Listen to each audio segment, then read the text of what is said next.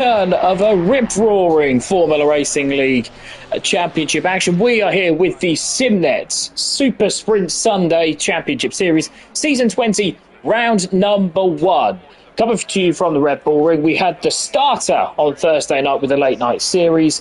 We now have the main, which is the Super Sprint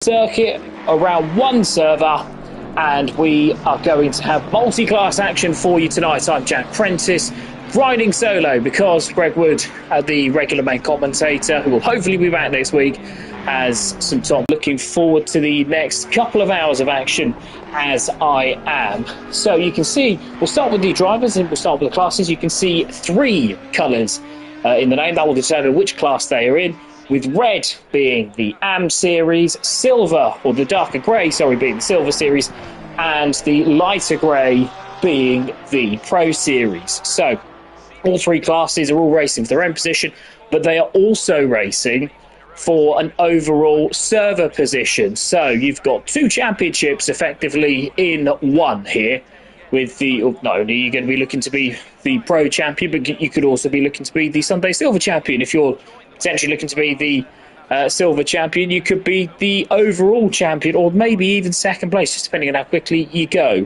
We'll take you through the drivers very, very shortly, and I will start with the AM drivers, most of which you'll hopefully be able to see today, and we're going to go through the AM list, which we'll hopefully see a little bit more of today. He is car number 9 in the AM series. Jamie Thacker goes in the Ferrari 296, car number 7. Expecting big things from him, having had an impressive season last time out. With Michael Coppens, the Dutchman, also in a Ferrari, car number 36. Danny Felix, the man from Newcastle, is in the Bentley Continental 985, and he is the 4th runner and rider with Trevor Mendes, probably the pre-season favourite in the McLaren GT3 Evo, switching from the Aston Martin in car 76. Expect big things from Mendes there. Dan Mark Davis, former commentator, commentating royalty in Formula Racing League, is going next in the Ford Mustang, car number 27, with Jochen Verrett, the Belgian, in the Audi R8 Le Mans. Good luck to him in that one, is all I can say. Paul Trotman in the BMW M4 is alongside Dreadlock Steve, a returnee to the championship, with Ian Kruger, a newcomer, in the Ferrari 296, car 44. Drivers starting to leave the track, so we'll go through these a little bit later on, with Miguel Silva in the car 31, McLaren 720 GT Evo. Easy for me to say. Paolo Flores is one of a few Italians who have made the trip over, with David Fass in the McLaren car number 187. Next up, with Owen Harris, the former commentator, also looking to race again tonight, as we can see now a few more drivers coming out onto the circuit. Now, I remind you, it is a one-shot qualifying session, as we see Michael Coppens with the first 5 minutes reserved for AM drivers, the second 5 minutes reserved for silver drivers, and the final 5 minutes reserved for pro drivers. A few more AM names to bring you, with Gavin Cherry-Moore in the Ferrari 296, hoping to improve on last season, where attendance issues may have affected his position, but he did show potential, car number 186, with Nicky Vietz in the Bentley Continental, another Bentley runner, car number 81, going next in the Bentley, with Gerrit Smets as the final AM runner. We'll take you through the silvers as and where. If we can go down to car number 237 out there at the moment, or 36 including myself. Let's have a little look, see where we can find car number 2. That's Marklin Bruschelli, who I fear may be in breach of some rules, although there are a few silvers out there, so maybe not. Maybe it was always the case that the minutes were reserved. That may not be the case, but the important thing here is that you are only allowed one flying lap, one time lap. So once you've crossed the line to start that, here is Marklin Bruschelli, who is here only because of his Patreon membership. That is £4 a month thing it is, so it's that, where it's a really overpriced coffee. So depends really what you want. An FRL membership on our Patreon is much healthier for you than all that caffeine. So here is Marklin Bruschelli running out, and through turn 4 he goes to Porsche, looking quite well balanced here. Was impressive in terms of pace on Thursday night in the late night World Tour Series, which you can see every Thursday night at 10:30 UK time. But luck really got the better of him with a pit lane start compounded by speeding in the pit lane. So Michael Brustoli looking to go a little bit better here as he finds himself now going into the rink curve and takes a really wide line, doesn't he, Brustoli there, looking a little bit lacky, but the car looks pretty well balanced, runs over the curb on the outside and then drops it through the final corner now. So we're going to see a first competitive lap time. Here comes Michael Brustoli across the line, and it is pole with a 1 minute 28.6. Another good solid lap from the Canadian. So he'll be pleased with that one. We're looking now for car number 81, and that is Nicky Vates. Nicky Vates is crossing the line, is he to start a lap. Car 36 next across the line. That's Michael Cochran's 1.5 seconds off the pace, with car 35 and 31, I believe, just starting. The time 31 is actually Marco Silva in the McLaren for AM. A few AMs going across the, starting their qualifying early, and he's 1.1 seconds off the pace. A good lap from the Luxembourg representative. Car 25 just starting a lap. Is car 7. Who's that going to be next across the line? It's not. But where is 187? Very easy to get lost here with 30 cars odd and ends out there. That's David Fast who's gone across the line. He's now in 5th with J.B. Thacker going into 3rd position. We're going to look here at Filippo Spaf. Now I want to have a look at it because he is one of the newer drivers and he looked very, very quick in practice as Michael Chumakovs of Silver, we'll go through those very, very shortly, goes up into 2nd place. Trevor Mendes leading the AM charge as many expected him to on a 1 minute 29.6 there, 1 minute 29.5 there, going through in 3rd position overall. Now looking at maybe car 717, that's Wouter Heimans, one of the pro representatives. Car 81 behind him is going to set laps. That's Nicky Vates. Here's Nicky Vates across the line now. Where's he going to go? He goes 3rd. He beats Trevor Mendes, so Mendes has a rival in the AM class so far. Excellent lap time there from Vates. We're going to go back to Spamf now. Filippo Spamf in the car 25 machine, I think it was. Here he is going around the final corner, and this should be his one and only fly lap. This tells a lot about where the drivers are, and he crosses the line 1 minute 28.3, so it shows that the silver pace is really there because Spamf looked very, very good in that McLaren in practice earlier on, and I expect that will be a difficult time to beat. Car 71 now crossing the line. That is Michael van der Voort. Michael van der Voort in the Ferrari. Where does he go? He doesn't, because he's now just starting his lap time. Of course he is. So we're going to look to car 985. Car 985 is, where is he out there? He is already completed lap. That's David Felix, but car 998 is next across the line. Another of the newer drivers, it's El Fidawi, going through the final couple of corners now in the BMW M4. Again, showed really good pace in practice in the BMW, so not bad at all there. The M4 is obviously difficult, but managing to get a tune out of it so far. Where's this going to go? It goes pole. 1 minute 28 flat. 2,000s outside for 1 minute 27. He could be very pleased with that. El Fidawi, one of the newer drivers coming over, and very welcome too if he's going to show pace like that. Car 717 is across the line. That is Wouter Heimans. He goes 4th, just behind Brustoli, who I fear... No, he hasn't. No, before I start anything further. You're only allowed one time lap, so we've got to be very careful on that. The stewards were very, very hot on that. It's car number 3. That's Michael Basler going through the final corner in 16th place so far. Where's this going to put him? It puts him. It doesn't put him anywhere because he's another man to be starting his time. So we're going to look to car 44. That is Kruger. Wouter Kruger in the Ferrari. Is he returning to the pits, or is he just taking a slightly different line? I suspect it is the latter. So through the final corner he goes, Kruger. And where's this going to put him? It looks fairly pedestrian, but slow may be slightly quicker. I think he might just be starting a lap, but we'll stick with it just in case. He is just starting a lap, so it's car 14 is next to go to. That is Morgan Grace, the Welshman, back in familiar surroundings in that Porsche, all yellow Porsche. And I think he's another one who's just about to start a lap as opposed to finish. So what we'll do is we'll take you through the silver drivers And we're going to start with Serafino Gabino, a man so often who shows pro pace, but isn't always able to execute it. If he can execute it, he'll be a threat for this championship. He's in the Ferrari 296, car number 19, with Luke Richings, another admin in the Ferrari car 104. It's a very popular car, as you can see. Jordan Marshall, who's not here, in the Mercedes car number 23. Expect him to be a threat later on in the series. Marco Lino in the Ferrari car 68. Renato Serfontaine of South Africa is in the Ferrari, as he has been previously. If he puts together a good season, he's another man to be looking out for with the Ferrari 296 car 215. Michal Chumakov, as we've seen previously, of Latvia in the McLaren car number 18, looking to have a really good season with last season's AM champion Alexander Kalugin, car 334 in the McLaren 720S Evo. Another man to be looking out for, another man who, when he executes, can be a real threat. Chris Gebben, who's not here, car 79 in the BMW M4 GT3. Expect him to go well in this series ahead of Michel van der Waal in the Ferrari that we saw previously. Alexei Yablonsky is in the Honda NSX GT3. Good luck to him. Car 78 should be going quite well if he can master the beast. Here is Morgan Grace as he goes through the final corner now. Car number 14. Where's he going to put it then? We've seen it. It's looked a fairly tidy lap. No more, no less. That's what you need in one-shot qualifying.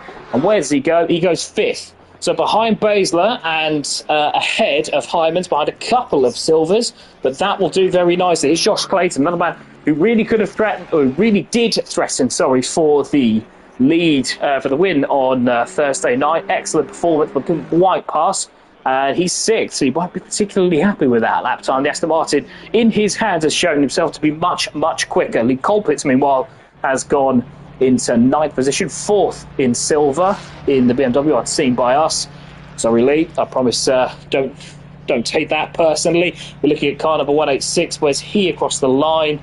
I can't quite see, actually, but we're going to go to car 884. That is Andrew Eden in the Lexus of Pro. He's crossed the line. Should be quite quick here with the straight line speed. Where does Eden go? Eden goes 10th. 1.1 seconds off the pace, and the Lexus does struggle in the corners, but on the straight, which is where there are more of the per litre, really, in terms of full throttle than almost any other track, he should be fairly quick during the race. So, what laps have we got? Well, what drivers have we got here? Plenty are in the pit lane having failed to set a lap time. Johnny Sharp in Pro has been a little bit inconsistent, but can show really good pace in that Ferrari, the all-black Ferrari. We're going to follow him for the remainder of the lap, as one of a few cars who we can definitely see is out there. A few still to come out, and a few who are just leaving the pit lane now. As we go to Lee Colpitts in the silver class to read out. He is in the BMW, car number 94. It's a bit of a staple of his. Should be, again, going quite well. Mr. Consistency rather than outright pace, but executes the race usually very well indeed. Sieb Desert is a Flying Dutchman in the Ferrari. Again, car 51 this time for the Dutchman. With Matthew Dunn in the Mercedes. Expect to see him in later rounds with Maximilian Morneveg. Again, another McLaren to be looking out for. The German going tried and trusted there. Michael Bruchtulli, as we've seen previously in car number 2 in the Porsche. Again, pace has never been an issue for him, and he's improved markedly since he first started. Just needs to get the execution right there. Maximilian Basler completes the silver lineup with, and this through Johnny Sharp is 14th, 1.3 seconds off the race, starting in around the faster and don't suspect he'll be that enamoured with that particular lap time. We're going to go to Serafino Gabino, as per previously mentioned. Where's this going to put him? Going through the Texaco chicane, over the crest towards ring curve now. We'll take you through the pro drivers in the lead up to the race. Gabino through the final couple of corners, final real challenging corner there before a little drop down into the final corner, just to make sure they get the acceleration right. Here's Gabino now, crosses the line. Where does this go? It doesn't, because he's just starting another lap time. Car 34 is where we go now. That's Václav Pospisil, another one who's Mr. Consistency, values clean racing above all else, and should do particularly well in this championship with the nature of the reverse grid. He's another man to be starting a lap time as opposed to finishing. So we're going to go to car 32. That is Jay Wazza, the Irishman, who is one of few to get a real tune out of the Bentley. Where's this going to put him? It should be a track that suits him. Goes slightly wide on entrance, so he's really pushing here Where's this going to put him now? Goes through the final corner, drops down through the dip in the apex. Should get good purchase in the Bentley, the V12 monster powering that along. Where does he go? Doesn't, because again, he's another man to be setting a lap time. So, where is it? It's car 51 is next. Now, Desire, are you going to give me a lap time, or are you going to make me look silly compared to everybody else, or like everybody else? Here's Desire in the red Ferrari. Through the final corner we go. Is it start, or is it finish? Desire crosses the line. It's a start. So, again, now we've got Gordon Brown. Now, is he going to be the strikingly purple and turquoise Lamborghini? Where's this going to be? A slight change in colour. Is it going to be a change in luck? It is not yet, because, again, he's just crossed the line. Serafino Gabino, though, he's going to cross the line. This is going to be a lap time. So, where does Gabino go? He goes 19th, 1.8 seconds off the pace. They're not really what he was looking for. 1.6 seconds off of the lead, 1.5 seconds off of the lead of Silva, and he will be disappointed with that. Pospisil crosses the line. Where does that put him? Pospisil goes 7th place. Less than a second behind, but again, Pospisil usually accustomed to be a bit further up the grid, but he can certainly go racing from there. We're going to go back to Jay Wazza now. Going slightly wide, isn't he? Going into the final couple of corners now through the rink curve. Drops it through the downhill section. Now, just needs to focus on good purchase through the final corner. Where's this going to put him? It's going to put him, I would expect, quite high with Wazza's prowess in the Bentley. Where does it put him? It doesn't. I put the kiss of death on it. 17th for Jay Wazza. That is last of all pros so far, with Jake Handley having not set a time. The only man to be guaranteed to be behind him, Gordon Brown, is going to cross the line shortly. But we're going to go to Desire first of all, because the silver driver in the Ferrari is going to cross the line, but slightly wide out of the final corner. Will that affect his time? Desire goes... I can't quite see. Where does Desire go? He goes 7th. I was looking in the wrong place. 7th place for Desire, and that is an excellent lap time. 3rd in class for the Dutchman. We're going to go to Gordon Brown now. Where does this put him? Gordon Brown goes 16th. So, completes row 8, the Flying Scotsman, just ahead of Johnny Sharp. And again, a slightly disappointing lap time. Lamborghini's never been the quickest around here, but I suspect he'll be a little bit disappointed with that. Car 34 is out and about. I think that is Pospisil just coming into the pits, and I think that is qualifying done. So without further ado, we'll go through the pro drivers. So you've just seen Gordon Brown on a qualifying lap. He is car 134 in the Lamborghini, ahead of Johnny Sharp. Another man you've recently seen, car 69 in the Ferrari. Wouter Heymans is again in the Ferrari. Car 717, the all-black liveried car, with Josh Clayton, the ever-impressive Aston Martin veteran, it must be said. Car number 5, looking to go racing from 8. It is 16. Where is Clayton gone? Because he was... No, it's 9th. It is 9th on that one on row 8. Fabio Travaglioli is missing today, but expect him to be towards the sharp end, doesn't when he comes in, with Morgan Grace in the Porsche 992, car number 14, veteran of the class. Scott Dunn in the Audi R8. Good luck to him when he does turn up, because that's going to be a very difficult car to drive. Car number 12 with Paul Vidler, a man not known for his execution, but he is known for his pace. I suspect that there will be further improvements there from Vidler from this season to last. Car number 10 in the Ferrari 296 with his stablemate in the Ferrari, Jared Vermeulen. Car number 1, the winner and the irrepressible force, really, that was Jared Vermeulen last time out. Will he, once he does come back, continue his astonishing progress, and will he sweep all before him? We've got to drop score, so it's not entirely impossible. Andrew Eden in the Lexus car 884 did a very good job there to get into the top 15 in that car, so we expect him to be a bit of a spoiler around certain tracks. Jake Handley in the Ford Mustang, car number 21, is going to be missing for this round, but will be in a little bit later on, with Václav Pospisil in the Porsche that we've just seen, car number 34. Joe Wazza in car number 32 in the Bentley Continental that we've just seen, with Othman El Fidawi, the pole sitter, new to the series, car 998 BMW M4. Looking forward to see how that goes with Filippo Sanf, a fellow Italian, in the McLaren 720 GT Evo, and that is car number 25. That is your runners and riders for this. So we'll wait now the conclusion of the qualifying with ACC doing ACC things, and I'll talk to you now about the format, because there are 2 races. There's one that's fully reverse grid. That's the second one. That's 40 minutes long. But the first one is a dash to the line. That is to say that it's a 20-minute race where every position counts. And if you make a mistake, then you pay dearly for it. With the second race, the fully reversed race that we've done now for, I think, 3 seasons, with a couple of little tweaks to it in terms of enforcing a pit stop, bringing a little bit of strategy in, and it means that if you're starting towards the back, you're not out of it. But you have to make that pit stop within a certain time window, which I think is anything bar the first and last couple of minutes. So it's pretty much up to you when you want to make that stop. But it is a fully reversed grid race. So if you finish first in the server, you will start, in theory, 36 the next one. But if you fail to complete 75% of the race distance, you will be starting towards the back of the grid. You'll be starting behind anybody who's fallen victim to the reverse grid race.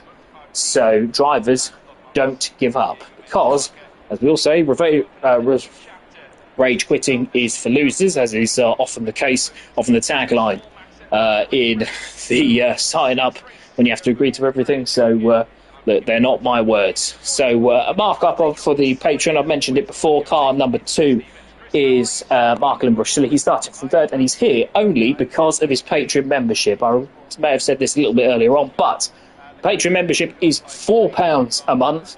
For that, you get a choice of your number. You can get Chris Gebman to make you a graphic if you so desire, but it does mean that you get priority over any and all other drivers when it comes to signing up for events. So if you sign up last but you're a Patreon member, then you have automatically got that ticket. It's cheaper than a coffee, cheaper than some McDonald's items, and a lot better for your health, I'm sure.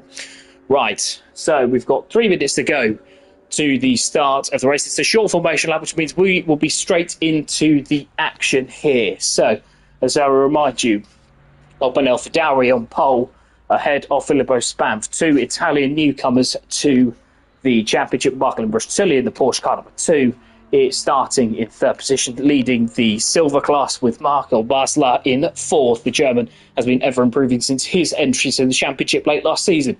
Morgan Race is 3rd in Pro and 5th on the grid. He goes in the Porsche, car number 14, with Marco Lena in the Ferrari in 6th place, ahead of Steen Desire in 7th in silver. The 4th Pro is Vasiliev Poshmishil, and he is 8th on the grid, ahead of Josh Clayton and Wouter Heimans, completing the top 10. Michal Chubakov's in 11th place in the McLaren is next up, ahead of Lee Colpitts, who will be keen to go racing from there, so he can do quite a bit, with Andrew Eden ahead of the first AM driver in 14th. That's Joachim Ferret and Nico Wheat following shortly after in the Bentley. Gordon Brown is 16th on the grid, ahead of Johnny Sharp in 17th. The 2 pros slightly out of position, ahead of Trevor Mendes, and another man who I thought might actually take pole position in AM, but he'll be pleased enough with 3rd position. It's Jay Wazzer in 19th in the Bentley, and he has Renard Serfontaine for company on row number 10. Row number 11 is Miguel Silva. He is 21st in the AM class, ahead of Jamie Thacker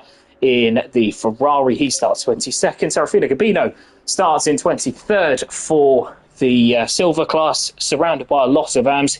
Got a bit of work to do there, Serafino Gabino, ahead of Gerrit Schmetz and David Felix in the Bentley Continental, car number 985. It is Michael Coppens in 26th, ahead of Gavin Cherry Moore in 27th, who will be looking to go racing from there. Certainly well placed in AM to do a bit of damage, with David Fass in 28th and Vilo Kruger in 29th. We've got Flores, another one of the AM drivers, in 30th, ahead of Darren Mark Davis and Darren Townsend, who we have seen. You can see the effervescent pink McLaren towards the back end, with Michael van der Waal, Jake Hanley, Alexander Kalugin and Dreadlock Steve failing to set a lap time. We've got 30 seconds to go, so we will be going back towards the front, and we will be ready to race very, very shortly. 20 seconds.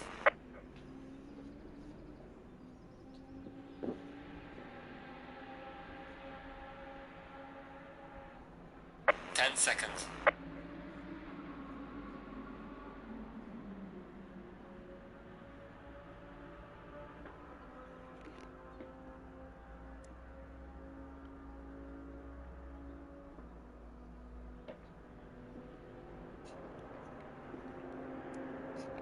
So we are away on the formation sector, with Alpha Dowie leading the drivers around the final couple of corners It's El Vidawi and Spamf who are leading the way. Two Italian newcomers. Will it be the Italian job in race number one, or will Tully, Basler, Grace, Lino and co have something to say about that? We've got now seconds to go before the race starts. We're going to follow Hopman El Vidawi as he comes out of the final quarter. 36 runners and riders, so a lot to get done. 2 or 3 are in the pits. Vades is one of them. He's starting from the pit lane after starting second in class. So, disaster for him. But we are waiting for the green light. And we are waiting no longer. It's go, go, go. And El Vidawi does make a good start in the BMW. Spam follows in, I think, going into the first corner. Will he have a lunge up the inside? He does. And he hits the sausage curb, takes both of them wide. I think there's further trouble behind because Basler's been spun off. Has he recovered? I think he has. El Vidawi leads coming out of the first corner. Had to use a bit of the runoff area, and I think that's Morgan Grace up into second place. It is Spamf now having a look up the inside, around the outside now of Morgan Grace. Disaster, I think, has occurred for the Ferrari driver. Basler's dropped all the way to 7. That could have been a lot worse. With Spamf there, might be looked at for that lap number 1 misdemeanor. Marco Tully remains in 4th position. Remains in the lead, but has dropped to 4th position. He leads Silva, Christine Desire and Josh Clayton, profiting from chaos ahead. Basler's dropped down to 3rd place through little fault of his own, but Michal Chubakov is looking to make that problem worse. He has made that problem worse. Goes round the outside at turn 4, should have the high ground for turn 5, and Chumakov's there. But Basler bites back. The German's not finished, and he's certainly not willing to give up. So Basler still going side by side. Excellent racing between the two, and I think he might just have it. He doesn't, because he runs slightly wide on the marbles there, and that allows Chumakov to get through. But Lee Colpitt's now having a look. He's had a great start, risen from 12th to 9th, under the radar, ahead of Marco Lino. He goes inside, but that's not going to work, and Chumakov's just about, no, not Chumakov's, it is Basler just about holds on, with Chumakov's looking to make good his escape. Grace is now 1.1 seconds already behind, and he's under attack from Spamf. It didn't go well last time at turn 1, and it's gone a little bit more successfully there for the pair of Spamf. Still attacking Morgan Grace. I don't think this is going to be finished with 18 of the 20 to go. I think there's plenty of legs in this, whilst Vidawi makes good his escape. He's already over a second clear, 1.4 seconds clear now, as it's going to be a bit of a rear guard action for the moment for Grace, with Spamf still flying around like an angry fly. Now we've got further drama further back, I think, as Posh Michiel has dropped to, or he's up into 11th place, with Eden now into 12th, and Wouter Hyman and Gordon Brown also making good starts. Renat Serfontein is up 5 positions in silver class, and I think Joachim Verrett is the leader of Pro. So something's happened there to the lead, because it wasn't him. It might well have been. The drop is calibrated one, obviously, with Vades having started from the pit lane. We'll go back through that shortly. Trevor Mendes, meanwhile, in the McLaren car 76. He is second in AM, and he's got the attentions of pro classes. Jake Handley in the Ford Mustang mistakenly said that he wasn't available for this. I was wrong. Handley now goes down the inside, makes a move, does he? And he has got that position. So he is 18th now, ahead of Trevor Mendes in 19th. We're going to go back to the lead, where Grace is, well, he's not exactly under fire from Spamf, is he? He's 1.8 seconds behind, 2 seconds now behind the leader, but it's Spamf who has got a bit of work to do there. 0.6 seconds back. Michael Tully is a driver who has still got designs on overall podium rider. They're not only racing for their classes. You can see Pro is the lighter colour, silver is the darker grey, and red is the AM driver, but they're also fighting for an overall championship, so it's not fair to say that these will simply be tucking in. We've got a couple of drivers now who have dropped off further back. I think that's Feets and Smets. Feets obviously did start from the pit lane, and I think Smets ended up there as well. Jay Wazza might be actually the man in strife a little bit further on. He didn't qualify particularly high, but he and Johnny Sharp are back in 33rd and 34th, so won't do their chances much good in this race, but it might work out to their advantage a little bit later on. Jake Handley's gone off. He was running in 18th. I think Felix got him. Dan Felix has got him. And Trevor Mendes dropping to 19th even still, but Handley 24th. So I suspect that there's been a little bit of suing and throwing perhaps between him and Mendes. I'm sure if there is, that'll come out in the wash. As we can see now, the Colpitts 0.2 of a second behind Basler. You'd be hard pressed to say that Chubakovs has gotten away, would you? He's half a second clear of Basler as per the previous sector. I suspect that is slightly less because Basler is all over him like a cheap suit now as the Ferrari tries to line him up going into turn number 1. Is it going to happen? I don't think it is, because the McLaren has got decent, if not spectacular, straight line speed on shorter straights. The Ferrari there with the three-quarter dead zone understeer that he gets, not going to be a fan of that going through turn number 1. But Clayton, meanwhile, still in 6th position behind, is he? He's behind Desire and Bristolli, so it's been a good time for him. Now, Colpitts goes around the outside. There's a little bit of movement there. I think Basler might have just drifted over into the BMW, going into the braking zone, but certainly the BMW gets jolted wide in the braking zone and then leaves the track to complete the move. I don't think that the stewards will have much to say about that, but I don't know them, so there may be some repercussions there. With Basler having drifted just a little bit in the braking zone, I think they may see that a 6 of one, half a dozen of the other. But Chubakov, 2.6 seconds back, is a bit of a cork in the bottle now. Marco Lido looking to have a little bit of interest in the battle for what is effectively third in the class. He's top 10, Marco Lido, overall. He's 10th. But there is going to be a potential class podium should things get a little bit dicey out in front. Chumakov has opened the gap up just a little bit ahead of Lee Colpitts there, with Basler 0.2 of a second behind, and looking ever frustrated there. Body language of that car looks decidedly angry, so I think the BMW's got to make good his escape if he possibly can. Banff, meanwhile, lining up Morgan Grace, the Welshman there, experienced Welshman, holding him on, certainly well-oiled in the art of defence, as I can testify from my own previous scraps with him. But here is Morgan Grace. Now, 4 seconds back, it is a rearguard action, because El Fadawi is G-O-N-E gone, isn't he? Banff goes round the outside, tries to see if he can catch the Porsche unawares.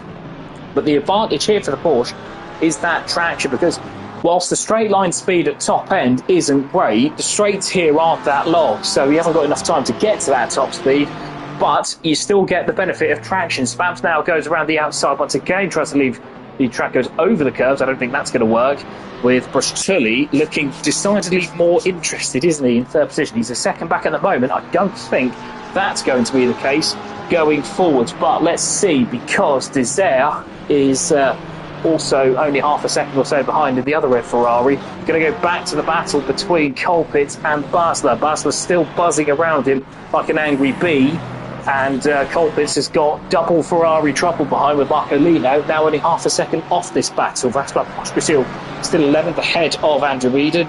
Wouldn't want to be ahead of that Lexus, mind you, because of how quick that thing is down the straights. And mind you, Basler going around, you can have a look at the inside. I'm not sure of the wiseness of that, because if you're buzzing around looking for an opening on the inside at the second to last corner, all you do is mess yourself up for the final corner. So I think they're a little bit of inexperience getting the better of Basler, new to the championship as of the middle of last season, so certainly a little bit to learn there. Mind you, Jumakovs has had a pretty poor exit there. He was second clear going over the line, had a pretty poor exit there. Colpitts might be looking at attack rather than defence going into turn number 3. Colpitts has a look up the inside. Is he going to make it stick? No, the McLaren defends at a rather odd angle, but all get through rather well there. Now he's got another go in slipstream going into turn number 4. It's Lee Colpitts. Is he going to go around the outside? I suspect he is, because the McLaren has covered the inside. So a bit of down there on the brakes, are we? And no, not quite there, because the McLaren brakes late and blocks the apex. Good defending there from Chumakovs, the Latvian, in no mood to give up third place in silver, with Lee Colpitts now all over him. Little bit of contact there perhaps between him and Basler, but I think nothing doing there. Basler just a little nudge, no more than that. So Basler in third position, looking to perhaps regain, or not third position, fifth, third in the trade, fifth in silver, and ninth overall, looking to get back what was taken from him. It's not going to work here. Colpitts there keeping a slightly tighter line going through the final corner rather than moving around before turning in. There's got his advantages if he has got a slightly narrower angle. So Colpitts looking to attack, and if he can see if he can force Chumakovs into a similar mistake as before. Certainly, if he can get the run in the BMW, I fancy he might have him on the brakes going into turn 3. Certainly looked like a better exit. Chumakovs not as bad as before, but certainly looked a little bit tight on exit. So here is Lee Colpitts. He's going to go around the outside, they're side by side, so he's going to have to be very, very late on the brakes here. Is the Brits going to be able to do it? No, not yet, but he might just be able to get a bit of a traction, have a little bit of switcheroo going down into turn 4. I think he's got the overlap with BMW, you know, so I think this might be third place in class here for Lee Colpitts. Colpitts goes down the inside. Is he going to be able to outbrake the McLaren? No, the McLaren very late on the brakes there. Feared for Chumacons there because he was in a rather difficult position, but he's come through it well. 0.005 of a second between these two at the sector line. So I think that this is going to be the battle to watch just for the moment. We're already halfway in. 10 minutes has flown by, hasn't it? It certainly has for me. And I think these two are going to be giving us the action all the way around. Colpitts there gets a little bit loose through turn number 7 there, but no problems because Basler went wide, and Basler has now got problems from Marco Lino. We're going to see that in the background, I suspect, because Colpitts there in the blue and white BMW still got designs on 7th place overall. The Schumachers there is, well, he's got a bit of a queue behind, I think, because defence very much on the agenda. You can't really look forward, and when you're not looking forwards, you're not going as quickly as you perhaps might want to. 4.5 seconds behind is there. Colpitts, meanwhile, clips the sleeping policeman. I think he's gone wide. I think that's 2 positions lost. Is it? No, the BMW manfully holds on to the pair of them, but they're going to be 3 wide, perhaps going through turn 2. Are they? No. But it's Marco Lino rather than Marcel Basler who's going to be attacking. Lino has nowhere to go. No, Basler has nowhere to go. Lino goes around the outside, and Colpitts might just have given Schumachers a bit of a break here. Colpitts there now, holding up both Lino, Basler, and I think Pospisil's now coming to the party in pro with Andrew Eden also looking at it. I think that's Lino now on the grass going into turn number 4. They all get through as Basler again gets shuffled back. The German has not really had an awful lot of luck, has a little bit of a slip of understeer as he tries to cut back. Not going to work going into the double left-hander where Valtteri Bottas went lawnmower all those years ago.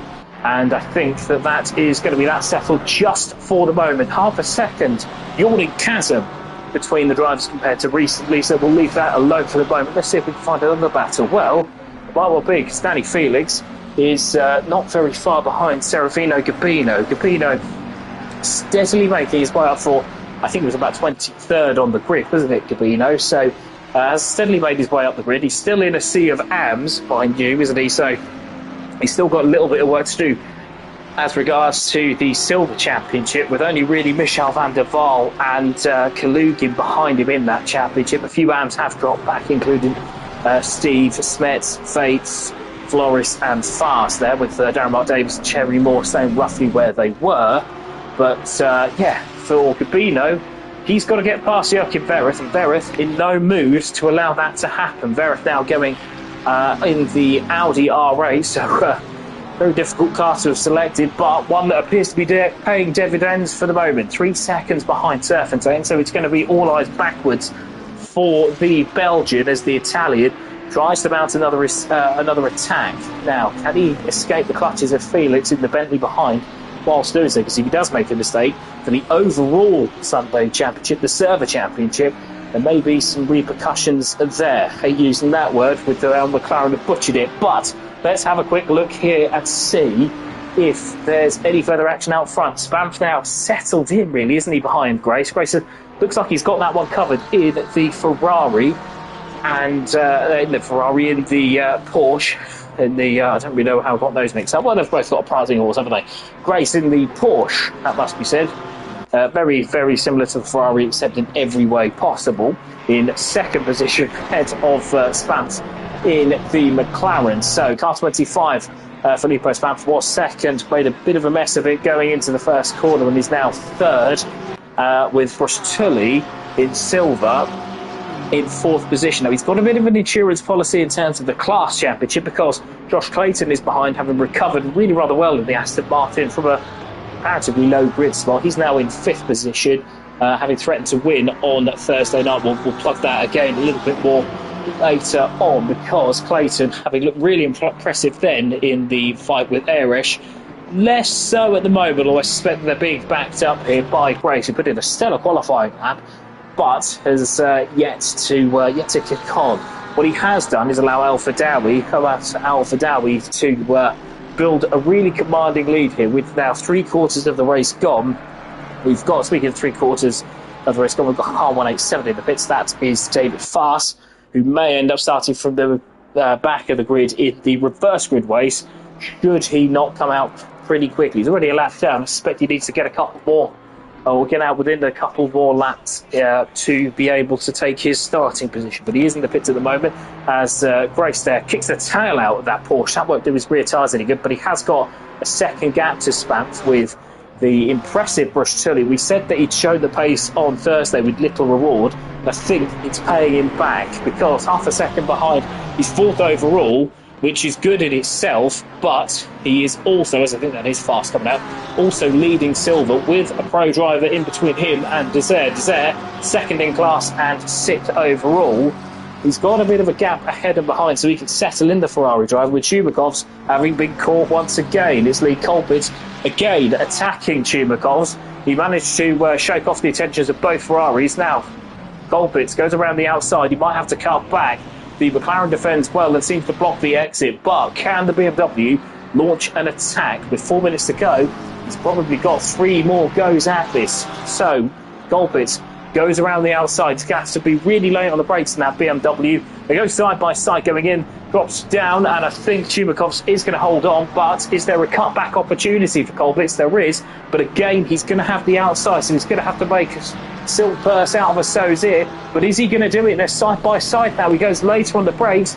Now, Chumakovs has to give him room. Chumakovs does give him room. They're now side by side again going into the next corner, and he's still there, but he's got to be a bit aware because the Ferrari of Lino is coming back at him. They're side by side now as the BMW tries to attack and defend at the same time. Colbert's now having another little go at Chumakovs, who runs wide through the penultimate corner, and Colbert's now goes down the inside, takes third position, hits the curb, and he spun. I don't know whether that was contact related, whether that was the curb related, but Lee Colbert's has spun, rejoins very well indeed, loses a few positions. He'll be devastated with that because Chumakovs has also dropped back. The winners are Lino and Baszler because they are up 2 positions through little work really of their own. Colbert's drops to 15th, I think, behind Ferreth, and Ferreth there in the Audi gains another position overall, so it's doing his championship there. Well and good, and he's also now putting another car between himself and Felix behind in AM class. Andrew Eden, meanwhile, has got the attention of Chumakovs as they go now in a line. I think it's Baszler and Lina. Baszler has actually got past Marcolina briefly, but he's now going around the outside again because Baszler drifts into Lino again. He's got a bit of a habit of that so far throughout this race. Hopefully that's just a couple of small issues as opposed to anything wider. Baszler drifting into Lino once again, and Lino holding on really rather well. Now, battle for third place is there because Marcelin Bruch-Tully, the Canadian, who's here only because of his Patreon membership, having signed up very late indeed, is attacking Filippo Spamp. Filippo Spamp, who looks like potentially a winner in practice, dropping to a rather distant third position because Morgan Grace has got the gap sorted between himself and Spamp, whilst Bruch-Tully is now all over him for overall third position. Doesn't really matter in terms of your class, but for your overall, for your server championship, so to speak, Bruch-Tully could do with third position, couldn't he, the Canadian? So we'll see how this one goes because he's looked very, very impressive throughout the entire race. Now, goes a little soon to say that. He runs very wide in his brakes and goes far too deep. But that aside, I promise you, he's had a really good race. Bruch-Tully now 0.3 of a second. It was not that far back because of the Porsche superior traction. He gets a heck of an exit, doesn't he? Coming off of the final corner there. Meanwhile, in strife is Marcel Baszler. Marcel Baszler has dropped all the way back to, where is he? He's gone off at turn 1 and the front end's looking very dog-eared indeed. He's dropped back to 19th. Might have been a collision there with Marcolino. I know those two got up close and personal on more than one occasion, didn't they? But here's Vaclav Pospisil. He's behind Lino. Lino doesn't appear to have any ill effects there. We'll see how that one pans out, probably in the steward's room, I would suspect. But Backlash Boschmichel now has the attentions of Andrew Reid, but Gordon Brown stealthily making his way up from row number 10 into the top 10. We haven't spoken much about him, but this is kind of the race that the Scotsman specialises in.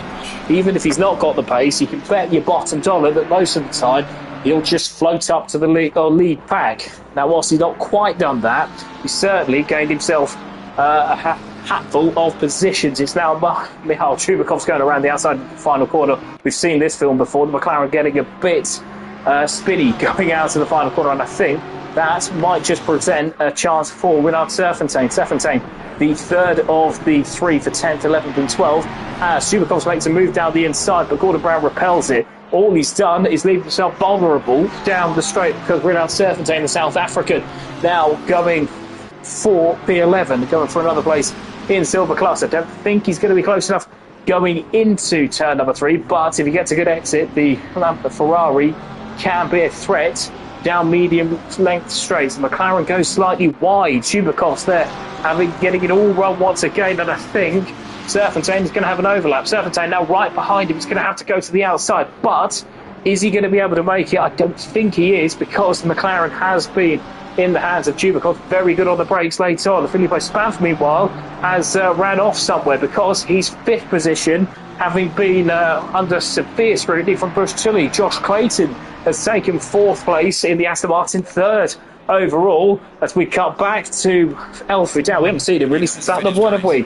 And it's an excellent win, first time out for Omar Alfred Dowie, and he can be justly pleased with that. Morgan Grace comes over the line in 2nd with Michael Bush Tully in 3rd overall and winning the silver class. Josh Clayton is in 4th. He takes 4th off of Filippo Spanf in the McLaren. Now it's going to be Stade Desire who is 6th, a lonely 6th for the Ferrari, whilst in 3rd place in class and 7th overall, Marco Lino worked his way up really rather well there, Lino, and he can be pleased with that performance. It's Vaclav Pospisil in 8th ahead of Andrew Reid, and Gordon Brown held on for 10th place overall and 7th in class. Michal Chubakov, it could have been so much more, couldn't it? But 11th will do for the Latvian, ahead of Renard Serfontein in the Ferrari, with Joachim Verret in 13th, ahead of Lee Colpitts in 14th, and a man for whom it could have been so much more. Michael Beisler in 15th is not going to be happy with his race, how it turned out, even if the pace was there. Serafino Gabino ended up 16th overall in that, so a good recovery effort from him. Trevor Mendes, 17th and 2nd in AM, roughly where you would expect Trevor Mendes to be, so nothing more needs to be said. He's ahead of Wouter Heijmans in 18th, with Miguel Silva in 19th. Jamie Thacker ended up in 20th, ahead of Johnny Sharp, who recovered the Swift first, having been 34th earlier on, with Michel van der Waal in 22nd, with ahead of David Felix. David Felix in 23rd, ahead of Darren Townsend, and Kruger in 25th, with Wazza, Coppens, Jerry Moore, Handley, Vates, Dreadlock Speed, and Taron Mark Davies marking out the top 32. Let's see if we can get a little bit more detail there. We can, because Alexander Kalugin in silver class ended up in 31st, so expect him to do rather well in the reverse race, ahead of Floris, the AM reserve driver, and ahead Smets, for whom it could have gone an awful lot better, having had earlier issues. David Fast bringing up the rear, but crucially will start pole position because he's completed the requisite number of lap times. So what we'll do here is we should expect to see a little bit of server activity here. So you'll see very quickly that we'll go onto the main menus. Usually at this point it will be Greg Wood talking to us about the sponsors and showing a lot of in-race replays. I'm not clever enough to do the in-race replays, so we're not going to be able to do that, but I will talk to you about the series sponsors. They sponsored last season as well. They've been fantastic partners, and that is Simnet. Now, Simnet is a company in which you can get a load of racewear for, or indeed your sim rig accessories, from anything to do with gloves, boots, and anything to do with your rig itself, whether it be your steering wheel. They are the company to go to. So I really do recommend checking it out. I'm certainly going to at the end of this race. And once again, they have been fantastic partners for us over the previous couple of seasons now. So please do go and check that out. Ask if you can't find them. Ask any admin in the comment section to this particular video, this particular broadcast, and they will point you in the right direction. But I really do recommend it. We're also going to take take this chance to give you a tour of our other championships on ACC. Now, there's plenty more besides. There's a Rally Championship coming on Wednesday. May even be a NASCAR League coming up once that's established and up and running, with Chris Gebben and Luke Prentice in particular, two drivers who were quite looking forward to that one. We've got the LMU Le Mans Ultimate on PC as well, I think on Mondays and Fridays as well. That's run by Rogers and the team, Rogers and the team, who do an excellent job there. But I'm going to take you through the ACC console for that, which is Taco Tuesday being your sort of premier championship, the championship that a lot of drivers have in the past appeared at. That certainly seems to be the one that we get the most for. That is, a series of, let's say, varying length races where you get a couple of strategic two-stop 90 minutes, you sprint 45 minutes. I think we've got at Brands Hatch, and a couple of hour-longs with one race in the middle. I really do recommend. There's still spots available, so really do recommend signing up. Again, if you can't find that on SimGrid, please ask us, because any driver will be, any admin will be more than happy to point you in the right direction. So we've got the server to be split very, very shortly. Whilst that is split very shortly, I'll take you through the late night World Tour 2. So about March time, I think it was, we had a 6-month championship thereabouts where we saw pretty much every track on the grid. Drivers represented a country, and it was all good fun. We're going to do that again for 7 weeks. It's not quite going to be touring every country. That's not practical. But what we are going to do is effectively still have the World Cup of Motorsport, the only, as I imagine, the only World Cup of Motorsport on ACC at this moment in time. Our drivers will still be competing for national pride as well as their own personal server pride. Each driver or each nation scores with their top scoring or top finishing driver, and it's something that has gone really, really well so far, both this season and last season. So really do recommend that you check that out. And of course, the Simnet Super Sprint Sunday, which you're all here for. So we're going to take a quick break whilst the server resets itself, and in the meantime, go and get a couple of drinks, maybe even tune into the F1 for a lap or so, and then realise why you didn't tune in to begin with, because you'll be coming straight back over here in about 5 minutes' time.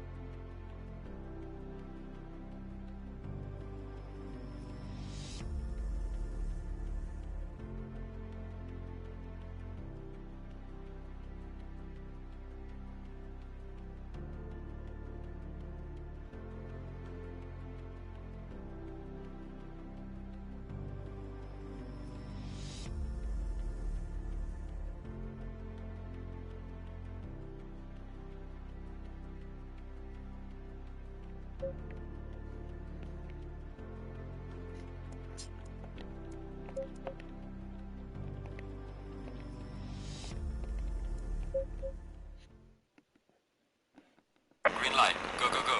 Well, after the solitude of a summer break, we now rev the engines once again in the International GT Open Championship. Round 5 takes us to the Red Bull Ring. We are here, formerly known as the Österreich Ring, formerly known as the A1 Ring. It's now the Red Bull Ring, folks. And I tell you this, it's going to be a special race for the championship fight so fraught. We're going to race around a track that was opened back in July 19. Hello and welcome back to the second half, almost a slightly longer second half, with this being a 40-minute race, but no qualifying for the server reset.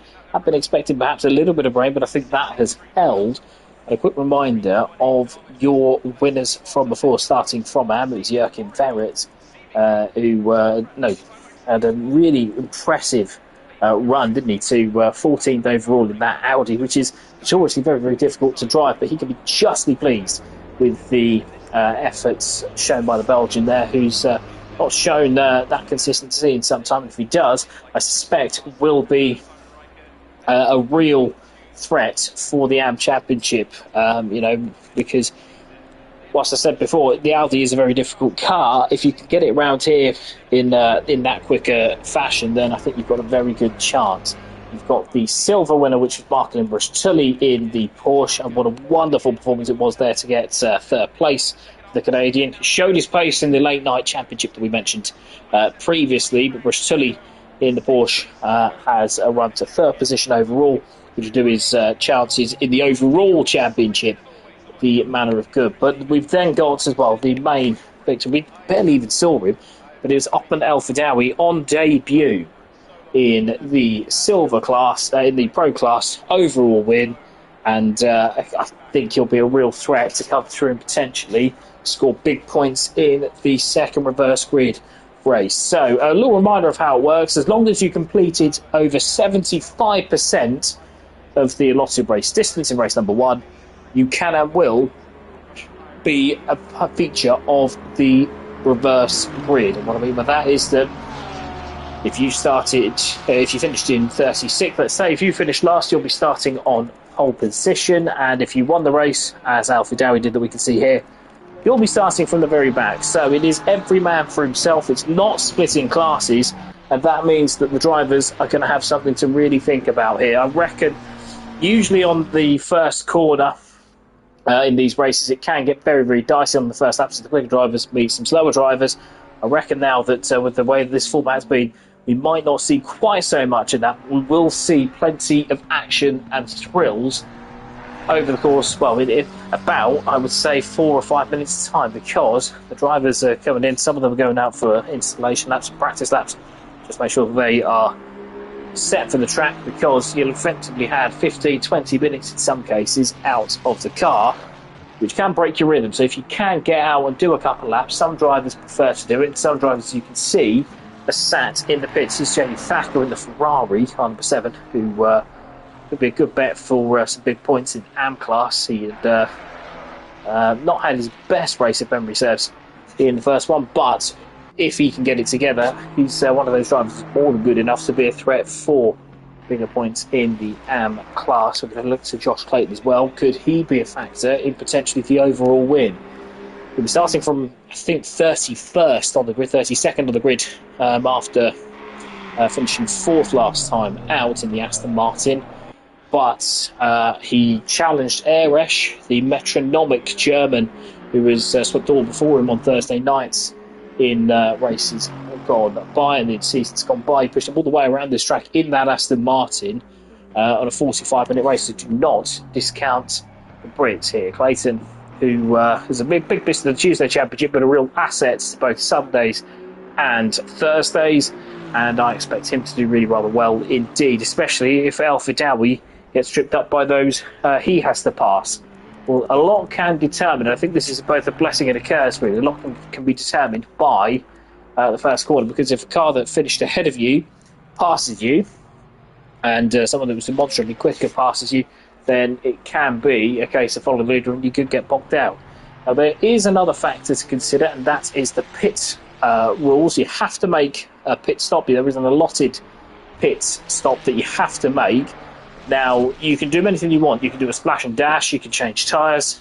Probably shouldn't, but you can change tyres if you so wish. You can take a little bit of fuel, fix and damage if you get something earlier on.